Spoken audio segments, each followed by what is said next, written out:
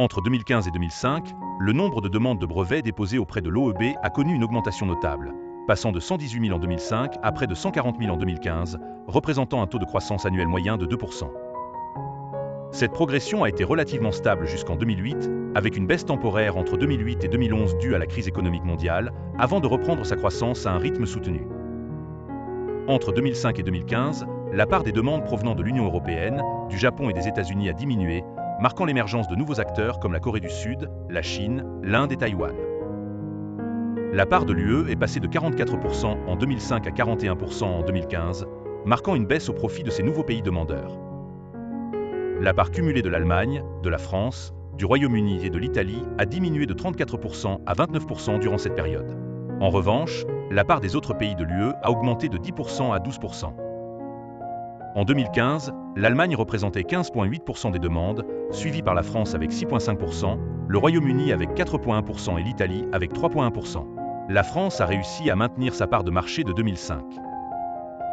En 2015, la proportion de co-inventions internationales à l'OEB était de 8%. La Suède affichait la part la plus élevée de co-inventions internationales à 38%, suivie du Royaume-Uni à 25%, des Pays-Bas et de la France à 18%. L'Allemagne avait une proportion légèrement inférieure à 15%. Les pays asiatiques et les États-Unis ont tous augmenté leur taux de co-invention depuis 2005. La baisse de la part des co-inventions en Chine, de 28% à 16%, peut s'expliquer par l'augmentation des investissements en R&D domestique, ce qui a entraîné une forte augmentation des publications et brevets locaux.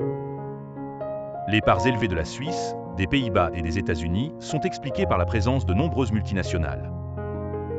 Dans les trois principaux foyers européens, le taux de co-invention internationale varie selon les domaines technologiques.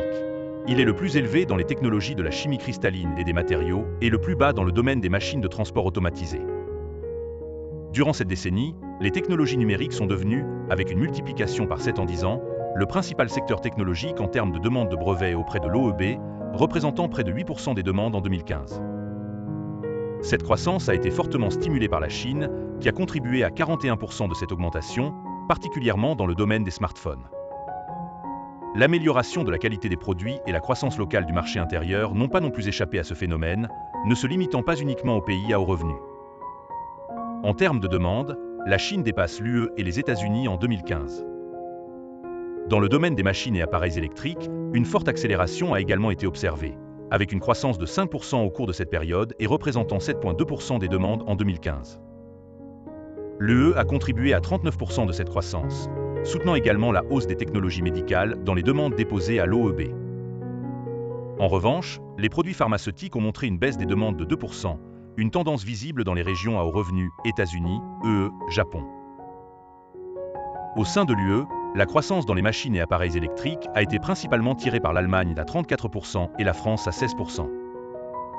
La France a également apporté une contribution significative à l'augmentation des techniques de fabrication à haute précision à 33%.